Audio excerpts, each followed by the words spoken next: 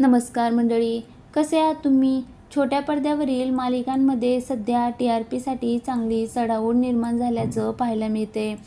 गेल्या काही दिवसात TRP टॉपर असलेल्या ठरलं तर मगचा TRPसुद्धा घसरला आहे. ही मालिका नेहमीप्रमाणे पहिल्या स्थानी असली तरी तुलनेने या सिरियलचा TRP आधीपेक्षा कमी झाला आहे. तर कमळीने पुन्हा एकदा दुसऱ्या स्थानी झेप घेतली आहे. मध्यंतरी काही महिने ठरलं तर मग मालिका दररोज 45 मिनिटं ऑन एअर होत होती. त्यामुळे कमळीचं स्थान खाली घसरलं होतं. मात्र आता ठरलं तर मग पुन्हा एकदा अर्धा तास 7:30-8:30च्या स्लॉटला प्रसारित केली जाते.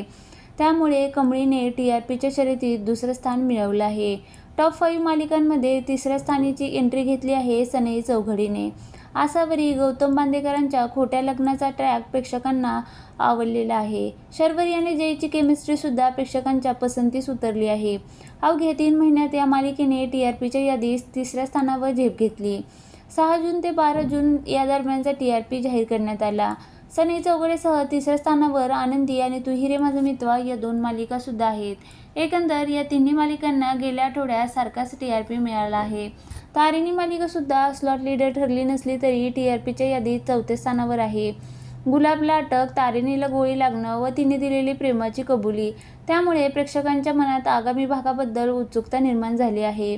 बाई तुझा आशीर्वाद ही मालिका स्टार प्रवाहावर रात्री 10 वाजता प्रसारित केली जाते. अवघ्या 2 महिन्यात या मालिकेने प्रत्येकाची मनं जिंकून घेतली आहे. दांगट कुटुंबाच्या लाडक्या सुनेचा गृहप्रवेशाचा ट्रॅक सर्वांच्याच पसंतीस उतरला आहे.